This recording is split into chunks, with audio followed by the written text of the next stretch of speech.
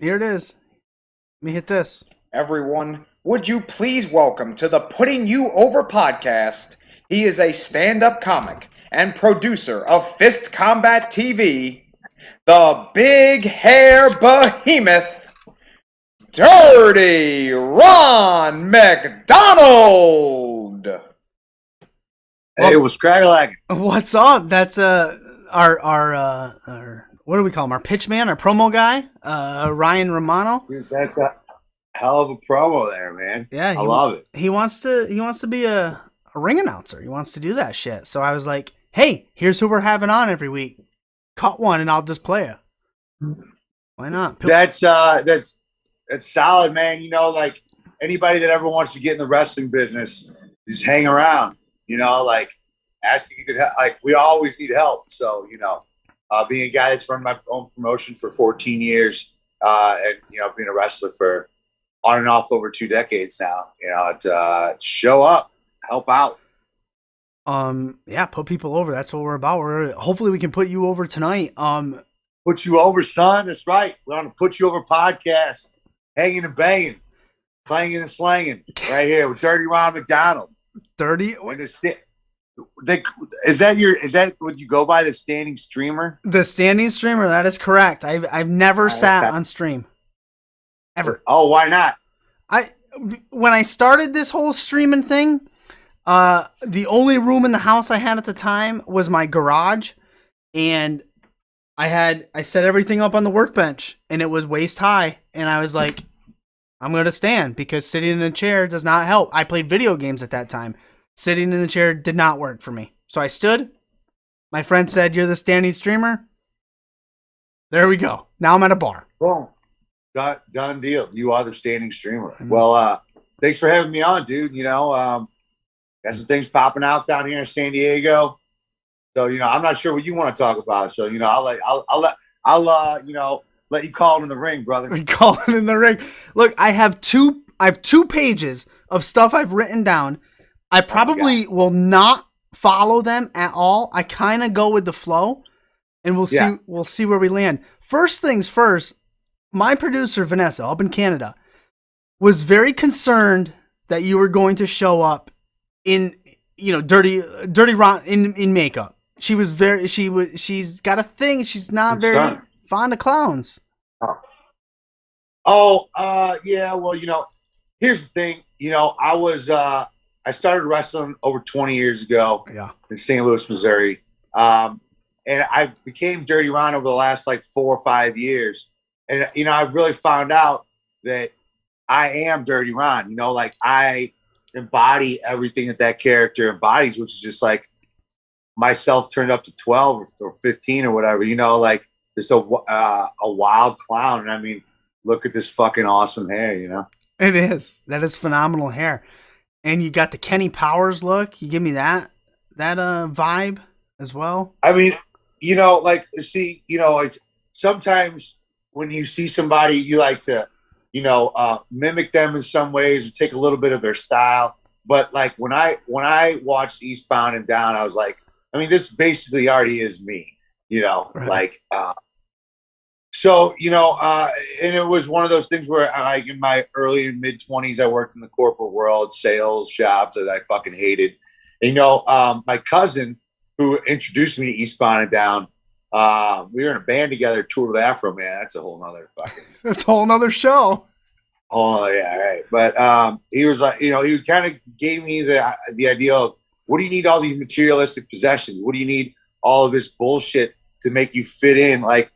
This guy was basically living in my closet and pulling chicks every night, and I was like, man, you live in a closet, getting laid, and you don't wear, you go to the thrift store to get your clothes. What the fuck am I doing? Can I say that?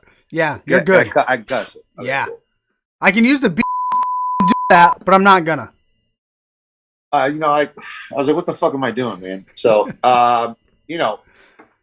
living the lifestyle of less, expect less from life, put less pressure on yourself, do what you love, follow what you love. Because I saw Eddie Murphy on a clip from the Arsenio Hall show, and, it just solidified kind of what I always had in my head. And he said, you know what you're supposed to do. You know, like people, they make a backup plan so they can have something to fall back on. And that's like already failing before you even try. So like, if you know what you're meant, you know what you were meant to do. So just do it, you know, like, you know, he's very lucky. He's very blessed, you know, and I'm not considering myself Eddie Murphy on any level, but you know, as far as it goes, you do know what you were meant to do. And my mom was a professional wrestler. Oh. I've watched every WrestleMania live. You know, I've been to 5 of them. You know, wrestling's my life. So, and now I found a way for it to make me a living. Your mother, professional wrestler. Yeah, she was like one of them chicks that hung out with the wrestlers like back in the day, you know, and they were like, hey, you should be a wrestler, you know. Well, my mom would always tell me, my mom was like, I love my mom. She's great. But she would always be like, you know, she'd be like, Michael, that's my real name, right? Gotcha. Michael, I never had sex with any of the wrestlers. And I'm like, all right, you know, like, you know, and then she'd say it another time, Mom, Michael, I'd never have sex with any of the wrestlers. And after hearing this a few times, first of all, I'm like, Mom, why are you telling me this? I'm 8 years old. Also, are you trying to say that you did other things with these guys? Like, are you trying to, what kind of mental games are you trying to play with me, Mom? But my mom was a fan first, wrestled like under 100 matches on the independent scene in St. Louis. Right. But we got every WrestleMania, you know, live. We had a party at the house. So, you know. Yeah. Back then, and, order the pay-per-view, grab some pizza, sit around, watch WrestleMania. You know, yeah, and it was always something that I saw as larger than life. I mean, it was always something that I wanted to do. Like me being 5'8" and 190 pounds. I mean, you know, I'm swole for the size that I am, but back, I mean, when I started wrestling, like I was almost always the smallest guy on the card. And I was wrestling 350, 400 pound dudes, just, you know, like being the bump guy, you know, the Mikey Whipwreck of sorts. So, and, you know, and just kind of getting beat up. So like, I was always like, hey, you're going to have to crush me to get me to quit. Like and they did too. Like I was a bratty little kid. I'm still kind of a brat. But, like, I was a little shithead as a kid, you know, like every redhead is, like problem child, you know, like Danny Bonaducci, you know, I could go on forever. But all these redheads were all shitheads, and I was too. So they just beat my ass as much as they could to get me to try to quit. And I didn't even really know this. I was just like, yeah, fucking throw it in harder, you pussy, you know. And this is me like talking as a 16-year-old little punk. So yeah, man, like it's been a long, fun journey of learning life lessons and meeting lifelong friends along the way. What was it, about 21 years wrestling, give or take? My first match, I started training professionally in July of 2000. And I had my first match in 2001. Wow. Yeah, I wanted to skip my senior prom because New Jack was on a show for my home promotion. But this girl I kind of liked was like, I mean, I'll go with you. So I was like, hell yeah. And then she ended up boning some other dude at the end of the night. So I totally regret not being on that show with New Jack. Although I've been on a few shows with New Jack, but like, man. Where is that guy that she ended up boning that night? Where is he now? Man, he's just like doing some fucking trade job in St. Louis. Fuck, probably has like 4 kids and hates his life.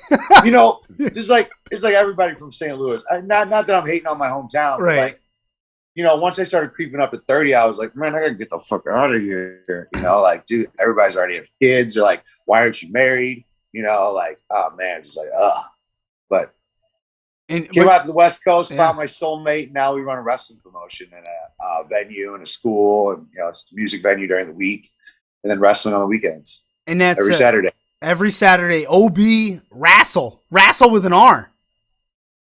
Oh yeah, Rassel House every Saturday, from bars to venues. The vibe I got out of the Saturday show, it's like a variety show. You got music, wrestling, comedy. It's a fucking party. Well, it is, and you know, we don't like wrestling fans. We meaning me, myself. Yeah, I don't like them either. And as to a tell you the truth. promotion, you know, like they just kind of ruin shit for me for real. And it's like the vocal minority, you know, and it's Yeah. just people that are like, oh, look, I have an opinion, so it matters. Well, hey, man, just come and have fun, or just fucking go do something else. And if you don't like it, like, you know, but that's who we like. You know, I've been doing this for a long time, right? I did promoted my first shows in 2007. So like, I listen to people, and what they say is, you know, I bring up, I'm a pro wrestler, you know, and you know, I do pro wrestling, whatever, and they're like, oh, that fakes up, and I'm like, man, you know, it's choreographed, but you know, like a lot of us are pretty tough, but you know, everybody seems to have, for the most part, unless you're like really snotty, most people are like, oh shit, I used to like wrestling when Hulk Hogan. I used to like wrestling when Stone Cold. I used to like wrestling when the NWO. I used to like wrestling when John Cena first came. I used to like wrestling when ECW. So I just listen to these people and I'm like, well, I'll just make wrestling for those people. And that's who we draw, people that used to like wrestling. And, you know, it's a small venue. It's, you know, it's theater style. All the audience is on one side. So, you know, we pack it in like 120, 130 people every Saturday. You know, some events we do outdoors, but yeah, it's every Saturday. You know, it's like $20-$25, and then like it's bring your own beer and get wasted. Yeah, you know, it's a fun little beach town too. Ocean Beach has, you know, it's like one of the coolest little beach towns you ever been to. It's like a town that never left the 1960s, like the good part of the 1960s. You know, it's just like a little surf town, man. And, you know, and it's a real chill vibe, and the neighborhood is really taken to us. You know, we're booked for other local events and stuff, and you know, they really love us down here. So, you know, we found a great home, and we have a lease on this place for 5 years, and you know, we expect to extend that here going forward. And yeah, you know, like pro wrestling, because I've been on movie sets, I've done some stunt work and shit. Pro wrestling is comedy, action, drama, improv, stunt show, all in one take with the audience all the way around you, and you're sweaty in your fancy underwear trying to do a physical play for the most part. And that takes a lot more talent than a lot of these no talent actors I've seen on set. Man, some of these guys take like fucking 15 takes to say 2 sentences. I mean, they're like, you know, half a Eugene, you know what I'm saying? First Combat, you talked about shows, and that's your school, and OB and the Saturday night show. But you mentioned a drive-in show. Were you guys the first during this live audience pandemic gimmick to do the drive-in shows? Yes, without a doubt. I mean, unless somebody did it and didn't get any publicity for it. Yeah, I don't think they did. You know, I'm what do they call them? Like, you know, I'm close to some of the top people in the industry as far as promoters go. Brett Lauderdale, Game Changer Wrestling being one of them. Brett and I talk, you know, regularly. He's somebody that we've bounced ideas off of each other. We've helped each other. You know, and that's been going back now like 3-4 years. So, you know, like they were the last independent promotion to do a show right before COVID. We were the first to do independent, like any show with an live audience. And so like I do a little bit of stand-up comedy as a hobby.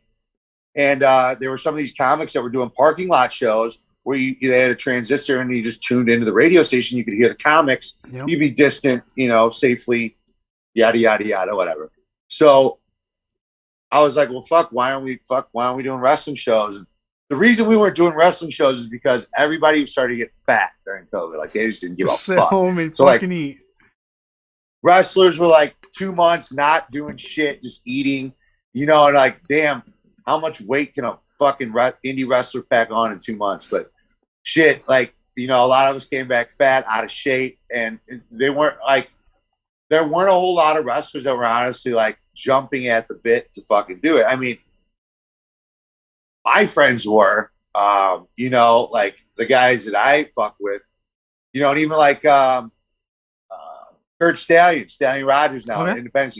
I had, you know, I've been friends with him for, you know, 5-6 years. I had him out, Nick Gage obviously came out for one of our driving shows. And, we were the first independent promotion to be doing anything like that. And, we live streamed it for free for a couple times. We got some attention from the LA Times. We got attention from some, local news outlets and stuff too. So, but, I was just sitting inside. I was ready to go, and fuck, like, don't give me an opportunity. Like, my brain's always moving, you know what I'm saying?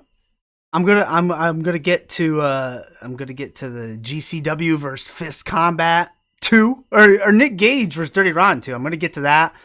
I'm also gonna get to the Legend of Dirty Ron, which we will see. We will. I guarantee we will see that somewhere. Oh yeah. Eventually, I do want to touch a little bit on your comedy.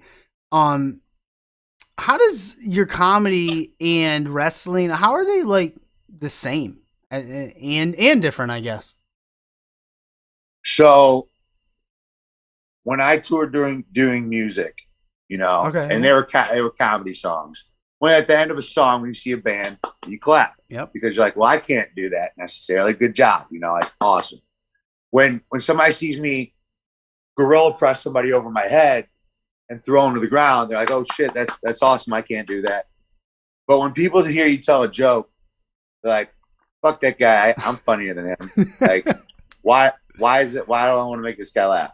And when anybody starts comedy, you have to be delusional. You have to be like borderline psychotic to do it, because the amount of gratification that you get out of it for years is just absolutely nothing. Everybody tells you suck. You're on the same level as a bunch of open mic comics. And to really get good at it, like for the first 7 years I did it, I was on stage 6 to 12 times every week. And then like most of those sets were to almost nobody at a shitty bar while a bunch of other comics are waiting to go up and do their 5 minutes. But, like, it's tough because you have to make strangers care, first of all, in order to get good stage time. But then, like, the amount of good stage time that you get when you start, like, it just doesn't come very quickly unless you're like hanging out and being part of the whole scene and, like, that's your life. But wrestling takes up my life. So, like, for me to grind to do comedy, it was like, man, I'm burning the candle at both ends. Yeah. I'm doing a lot of, I'm out every night of the week now. I'm trying to train, trying to keep my body in the best shape that I can. I'm in my late 30s now. I'm 38 years old. So, like, it's really a grind, like, but it helps, like, because as an entertainer, with your timing, it helps to learn how to write for strangers. Because in all the forms of entertainment that I've ever done, like, you're automatically appreciated if you do it decently. Whereas comedy, in order for you to get other comics to enjoy your real comics to like enjoy your comedy, it took me years and hours and fucking so many bought drinks and being paid in drink tickets to get funny to where comics that I respect who were like, oh, that was a good joke. It's not easy. Did you have a boxing? And being a performer and like writing jokes, that's tough too. Like writing a good joke is tough, but learning how to say it and shit, like execute that takes time. Yeah. Yeah, you could write a funny joke. I would assume you could write a funny joke, but not execute it, and then it doesn't work at all. And some people are writers. Like my wife and I met at a comedy open mic 7.5 years ago. Wow. So like, she's a way better writer than I am. She writes a lot of my jokes for me, to tell you the truth. A lot of them. She's way funnier than I am. But, I've also taught her wrestling. So, like, it was a very fair trade for a long time. Now we're married. So, it's all tips in her favor. Oh, we're going to, yeah, she won in that, huh? Oh, hey, we both won. Yeah. There's not very many people that put up with the crazy lifestyle that I live. And I live a block from the beach and have a venue 2 blocks from the beach in a town that, it's a small little beach town, but it's hard for me to go out and pay for a drink. You know, like everybody around here knows Dirty Ron. They know that wrestling's a part of Ocean Beach. So like, there's nothing cooler than, you know, nobody knows who the fuck I am on the real. But like, you know, if anybody ever stops telling me like, hey man, something you did was fucking awesome. Like that, making memories, you know, like how often do people make memories? How often do you live your life and unmemorable shit happens? So for somebody to tell me that I made a memory that stuck with them for a minute, like that's the coolest shit ever. When I first started doing this Putting You Over show, it actually didn't even have a title at that time. We had some people on from the West Coast. They were part of a group that went to independent wrestling shows. They were called the Streamer Club. And when we finished the show, and I was talking to them after, and like on Twitter and whatnot, they actually suggested that we have you on the show. They said you would fit perfectly for this show, and and it didn't happen until years later, but it works out perfectly. I'm having a blast. I want to talk about the comedians for a second. Did you have a boxing match with one of them? Yeah, I knocked that motherfucker out in 46 seconds. What was his name? Who cares? He doesn't even deserve for me to have his name put out there anymore. I tried to look it up. I couldn't find it. Dude, that guy was such a dipshit. Like, it was a joke between my wife and I. Like, he's a punk. Look, and like, here's the thing: is like, comedians think they're all smart and shit, so they'll talk some shit. But I come from a world where it's like, yo, you talk shit, you're gonna get hit. Like, wrestlers all respect each other because we all know that the best of us can actually whoop some fucking ass. So this comedian talks a bunch of shit, yada yada yada. Fucking thought he could outdo me in pull-ups, and I go, dude, I can double the pull-ups you could do. So fucking we're partying, fucking drinking. I go down, bust out 28 pull-ups, and fucking boom in a row. This guy's like huffing and puffing at like 12. So he owes me $20. Now I was like, oh, you owe me that $20. Anyway, long story short, it turned into, would you get into a ring and box me? I'll pay you some money. And, you know, and I fucking sold like over 100 pay-per-views at $20 a piece. And we sold out the venue in like less than 48 hours. So like, you know, I don't know, it was like 100 people that saw the shit. And yeah, man, like fucking most of us was kind of legit. Yeah. We could fuck some people up. Was that comedian Ron Funches? Oh, hell no, man. I love Ron Funches.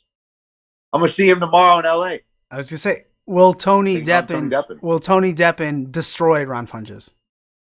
Ron's got to have some shit up his sleeve. You know, let's be real. For Ron Funches to get, you know, like, I just know what Ron used to look like, and I've seen Ron recently. And, you know, weight loss is a very powerful thing.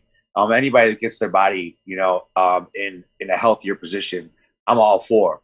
But I don't think he's stupid. I know he's very intelligent, actually, and a lovable guy. So I don't know what's gonna happen, but I'd see some tomfoolery happening. Sure. That's what I'm thinking. I'm thinking Funches got something up his sleeves. We're gonna get to that GSC show. GSC, GCW, GSC, gee, whew, out of there. I want to talk about something you mentioned earlier when you started wrestling and training. You talked about you were getting your ass beat. They were trying to make you quit. Did anybody pull a gun on you to try to get you to quit? No, I did. I pulled a gun on somebody. That's true. That's right. That you did do that in an I Quit match. I've never seen an I Quit match where the gun was pulled on the opponent, and Delirious, by the way, Ring of Honor, the great individual. If you watched the first time Nick Gage and I got in there, we started off by, you know, because here's the thing, Dirty Ron came to do three things. Number one, get fucked up. Number two, fuck somebody up. And number three, when I'm done with that, I'm fucking all your girlfriends. Okay. Maybe my wife and I are. But I pull out a big old fat bag of cocaine, right? You know, and I throw it in Nick Gage's face.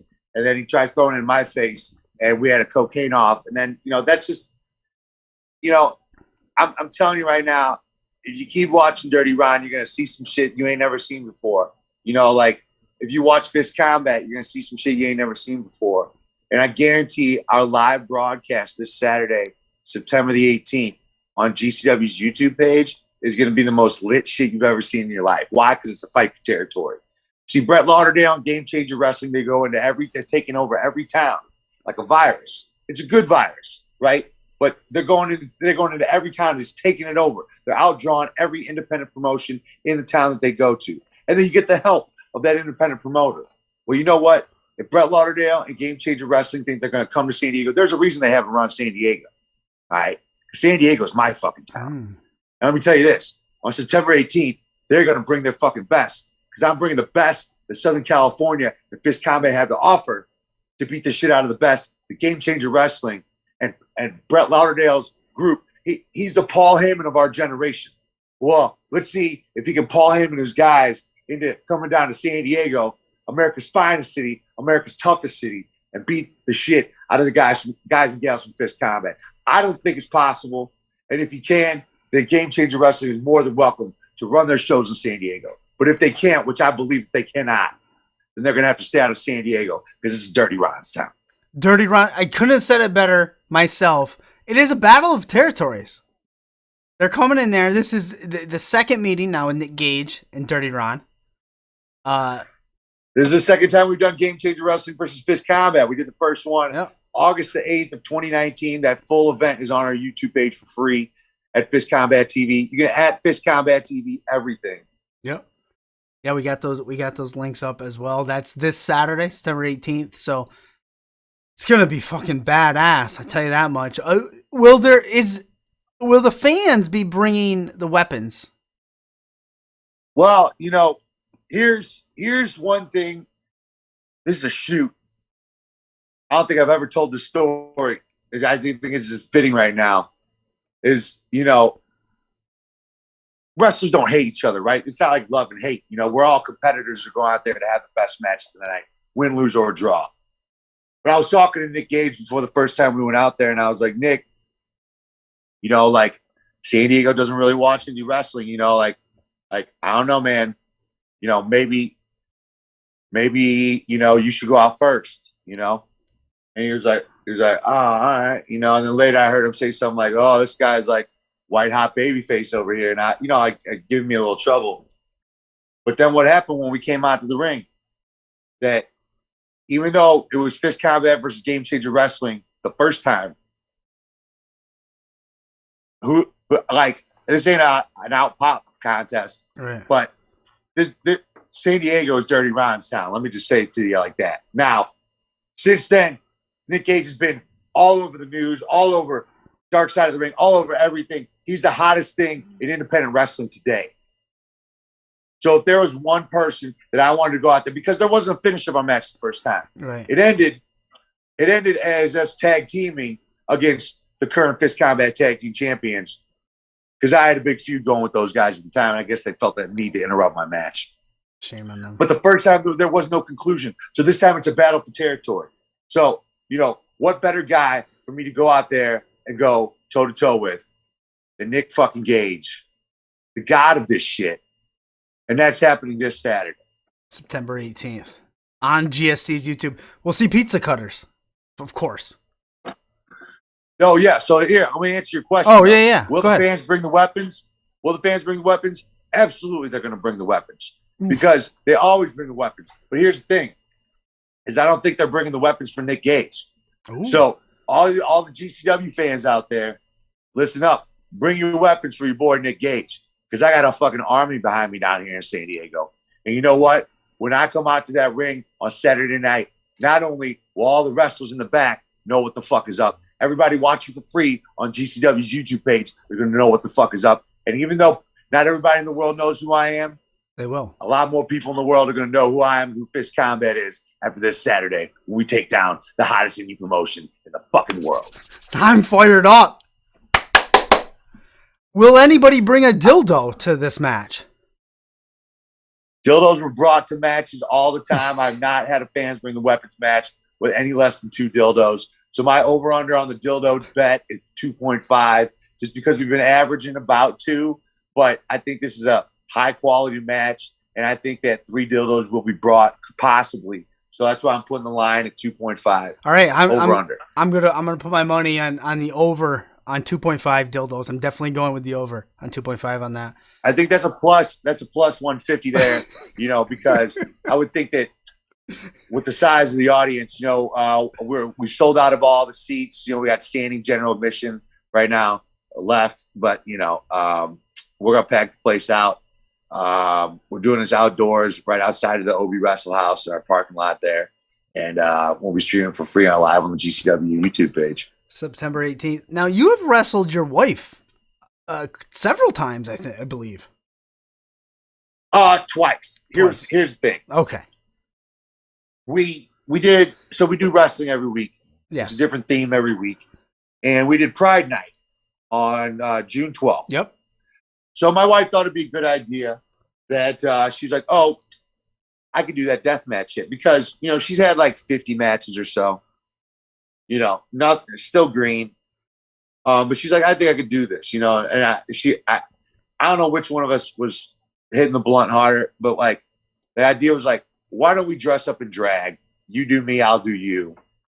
We did, and we beat the shit out of each other. We bled all over. We did both hit thumbtacks on the concrete. Fucking, got nasty. I think I stabbed her with a fork.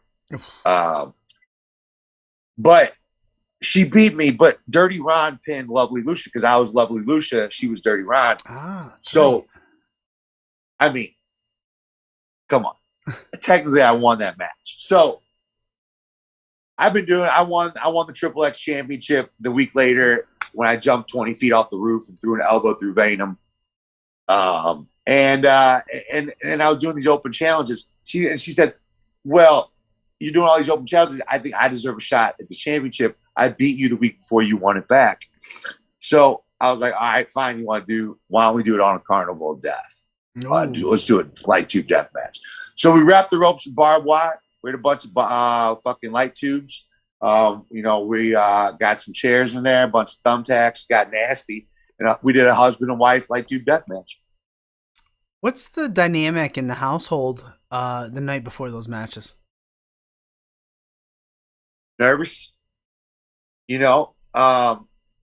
because, let's be real, we're putting on a show, but you also, that's my soulmate that I'm looking across the ring at. So it's not like, it's honestly, it's nerves. And I remember before that match, we went out and it was one of our more recent popular posts on social media, but it was like, this is the night before it all changes, and I know for a fact that we're still pulling glass out of our bodies from that night. So, like the dynamic is completely different because it's somebody that you love, but also you want to put on the best show possible. And I'm not swinging and missing. She's not swinging and missing. We're going out there to put on the best fucking show that we can because ultimately that's how we pay our rent, when you look at it like that. So, yeah, I think you said it in another podcast too. You said when you're wrestling your wife, if something happens and there's a screw up or a mistake, stuff like that happens, you're hurting someone you love, like you just said. And that to me, that seems like it would be even more nerve wracking. But hey, you gotta pay your rent, right? Hey, she's tough. She's tough. I wouldn't. I don't trust anybody to get in there. We recently we have a training school. Is that there's a bunch of us kind of chip in and help out with the training. And sharing knowledge and knowing when a wrestler is ready to go, teaching the fundamentals of wrestling when I was taught wrestling, how to build a character, how to tell a story within a match. It's not a 50-50 cartoon, superhero Marvel movie every time. Right. And that's it. And I think that's more palatable to the common person, here's one thing that I know for a fact. Most wrestling companies out there are not trying to make new fans. They're just trying to take fans that already exist and switch them over to watching their brand. Yep. See, I think that any business person should be focused on not only new wrestlers, but new students and new customers, new audience members, and that's one thing that, we have 15, 20,000 people walking down by the Ocean Beach Pier every Saturday. And, we put out a couple of hundred flyers so people know, hey, when you come to Ocean Beach, pro wrestling's going on. We've been doing it since January out here and, selling out every Saturday. So, people know what's going on and wrestling is alive and well. I hate to say it, like the more traditional sense of storytelling characters, yay boo, like things that I hear some of the best in the business say are dead. Cody Rhodes says faces and heels are kind of dead, and like I hear Ian Rotten, who books fucking IWA Mid-South, saying that shit. And, it's just like, yeah, like, why don't you put on wrestling for people? Why don't you try to make new fans instead of taking the same old fucking internet dorks and just switching them to like your brand? Sorry. That's all right. Wrestling, the essence of wrestling to me is a good story. I have to be invested. And like any good stories, there's good and there's evil. And I want to know that good and evil. And I want to either hope the good wins or I want to fucking boo and hope the evil dies a slow, painful death. Well, I mean, look at it like this. Like straight up, most wrestlers these days are too big of pussies to be fucking heels for real. Yeah. It's hard to be. They don't have the balls to go out there and say something controversial or get heat. Like everybody's got to suck ass on the internet and I don't know, man. I hate to be somebody that's going to be put in a box for some of the words, thoughts that I have. But, like all these guys on the internet, it's a big suck fest. It's why I kind of got, like nobody knows who the fuck I am outside of San Diego. And they're not going to. I don't wrestle outside of San Diego. I have my spot here. I got it every Saturday. Like I'll take a couple bookings here and there. But why? I'm doing just fine out here. Right. And it's like, because indie wrestling in some forms has become this giant suck fest of, oh, everything's good, brother. Like I think whatever the popular internet thought process is, and it's just like that's not real. That's not who it is. And as we've seen in indie wrestling, especially, and even in the big leagues, hey man, some of those guys who are out there touting that shit the most are the ones the most guilty of whatever they're touting most. Yeah. Look at Joey Ryan, who's creeping on and hanging out in women's locker rooms all the time, and it's like, this shit's weird. Oh, okay. Oh, yeah, that guy's a fucking piece of shit, that's when it's the fake shit, the fake world that you live in Hollywood too. There's just this fake world, and like I've always surrounded myself with people that I like to be around, that I enjoy their company, and I enjoy the way that they view what we do. Yeah. I stand by that for sure. Speaking of Hollywood, I'd be remiss if I didn't get to the legend of Dirty Ron McDonald. Where do we stand on that? Where do we stand? And then for the people that are watching live tonight or that will see it on YouTube, give us a little synopsis. So, I'm always looking at what's next. Right. And, I'm 38 years old. I'm still in great health. But I'm like, all right, what's next? Like, what could Dirty Ron do? Because Dirty Ron was supposed to be alive and dead in 6 months. It was supposed to be a stupid character that I did, but it caught on with people. People like so it. I bought a load of 100 T-shirts and I sold out in like 2.5 weeks. So I was like, fuck, man. All right, tight. Dirty Ron it is. And, I was just like, well, what else could Dirty Ron do? And, Dirty Ron always had this backstory of, I was the son of Rassel McDonald, basically. And I got fired for having sex and doing drugs at the store because all he could have me do was be a mascot. And finally, my manager gets to fire me, and I beat the shit out of my manager. And I find a flyer that says, "Oh shit, looking for pro wrestlers." So I wrote this film, and then I brought on a guy as, I guess, in some sense, a co-writer and the director. Which is the holdup on why we're not finished yet. we kind of budgeted it for release on like the way that independent wrestling is released, and there's a certain film quality with what you see on Fight TV versus what you see on Netflix. Yeah. And as we found out really quickly, our idea of being able to shoot it like Fight TV worthy versus how we should shoot a movie, it started to get really costly. And I was the one funding the whole thing. So I basically dumped my entire life savings into it and went broke. Had to live in the warehouse, the OB Rassel House for a couple of months. And, like shit got a little tough there for a minute, but we bounced back pretty quickly. And, it's half done. I have all the footage left, and, I'm not totally sure what I'm going to do with it. I've been approached by a couple of people that are interested in working on it with me, but, I'm a lot more cautious now on who I'm going to let basically control what happens with it. Because, I wrote the story, I wrote all the characters, like this guy directed it and we went way over budget, fucking, and I misjudged a lot of the timing. I don't want to put like blame on, the guy, but like, it sucked that we didn't get out of it what we thought we were going to. And I think that was just a lot of inexperience. And, I don't think either one of us really knew what we were getting into. So, we started adding people onto the cast or the crew that did. Rob Van Dam was on the cast. Yeah. Victoria, Effie, Mecca Wolf, Matt Seidel, a ton of wrestlers. Miranda Alizé is in it, and we got a lot of, like 20 professional wrestlers. Katie Forbes in it too. We got a lot of pro wrestlers in it. So, it was a learning curve, like it was a learning experience. And I know that something's going to be done with it, but,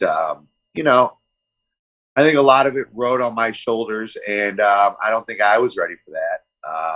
And yeah, you live and you learn. You live and you learn. It'll happen. We'll get it. You got the footage. Can people support? Is there anywhere? Can people support it at all if they want? We did a GoFundMe for like a month and a half, which was the most strenuous part of my entire life. I was doing like 3-4 podcasts a day. Like I was just getting on any and everybody's podcast. I don't care if there's 5 or 50,000 people listening. Brian Alvarez had me on, the Wrestling Observer a couple times. And we didn't get, we only got about 10% of our goal. So, it's doing movies. If it was easy, everybody would do it, for sure.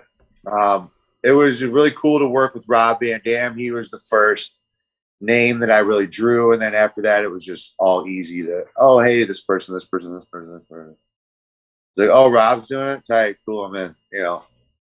Yeah, something to happen, because it seems like a great synopsis. And Ronald McDonald's son fired, sex. It's like a Rocky movie almost. It's exactly what, like, we took a lot of the elements of Rocky, because like basically what happens in the movie is that when I kick my manager's ass, Rob Van Dam, who's, he's a dumpster diving former WWE or former like world champion. That's in the story, right? He's like, hey, I can help you out, kid. And then like teaches me how to wrestle, and like fucking, this hungry promoter lady is like, oh, I'm gonna put you in there with the world champion because he needs somebody to embarrass. Yep. Yeah.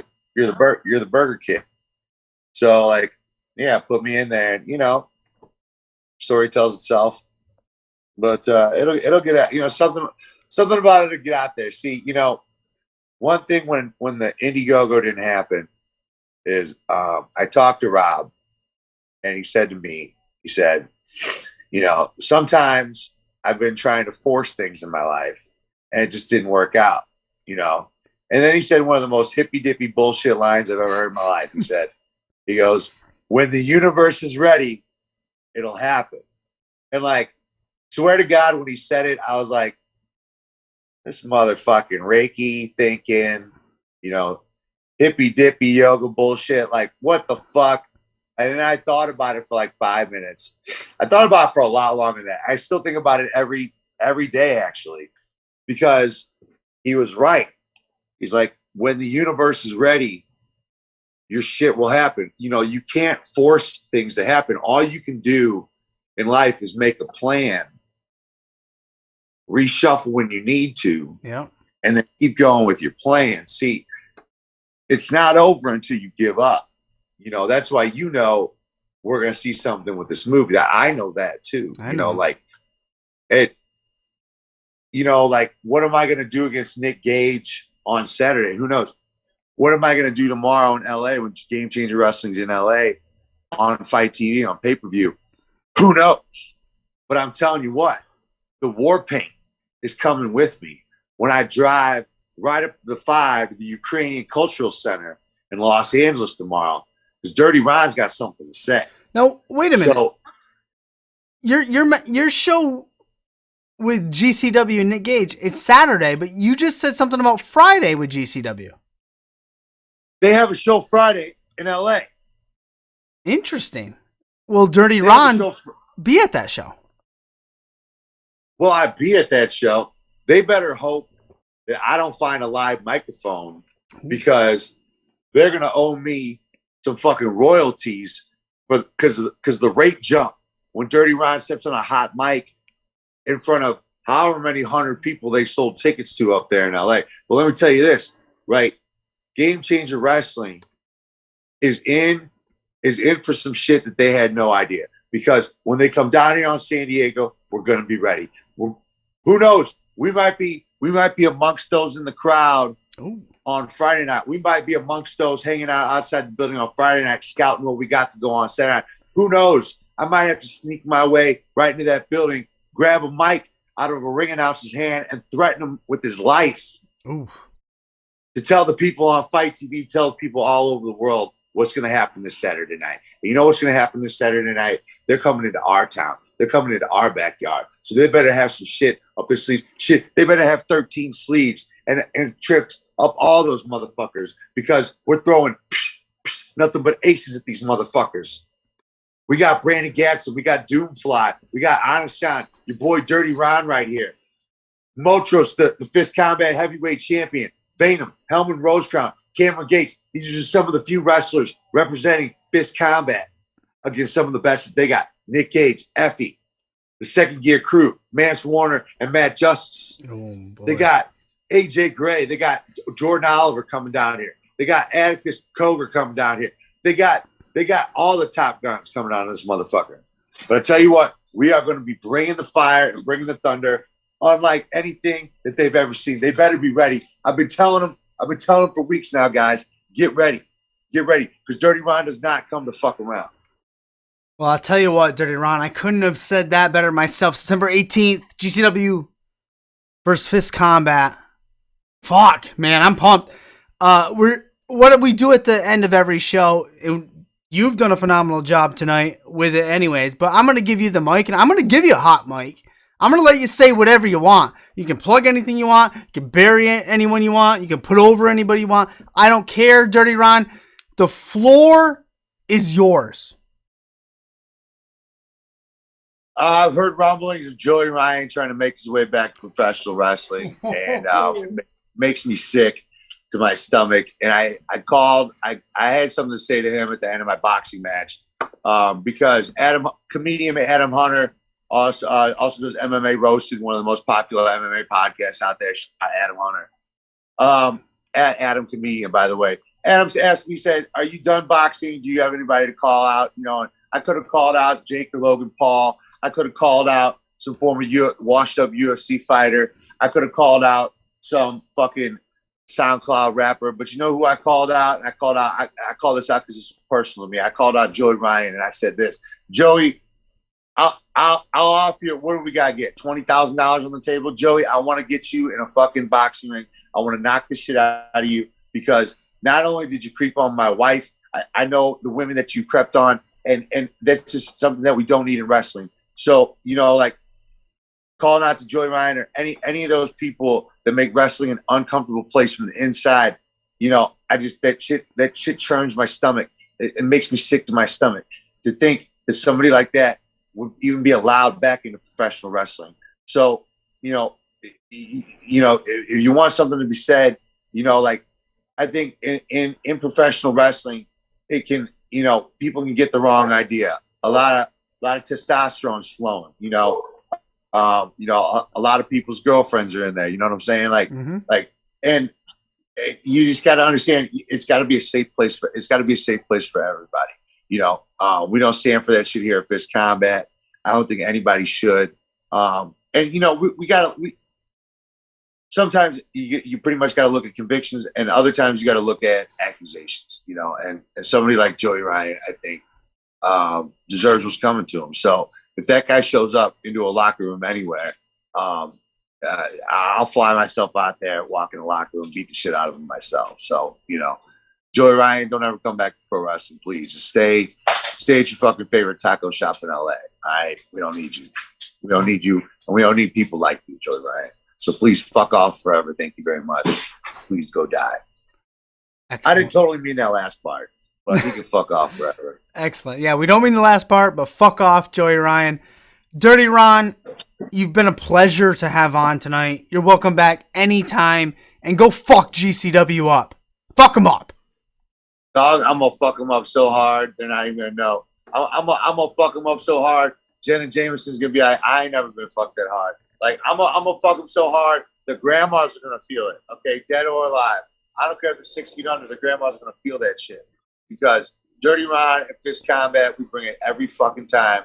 It's the wildest show that you've ever seen in your life. And it's every Saturday in Ocean Beach, San Diego, California. America's finest city. It's the only place you can find Dirty Ron. America's finest city. Spectacular. Dirty Ron, have yourself a wonderful night. Tell the wife we said thank you as well for giving us your time. To the dogs we said thank you. Whoever's dog that is. Have a great night. I mean, I think it's my neighbor's dog. Have a good night. All right, man. Take it easy. Peace. Awesome. Great stuff. Great fucking stuff. I gotta get back. I don't even think I can get back to the main screen. I switched some.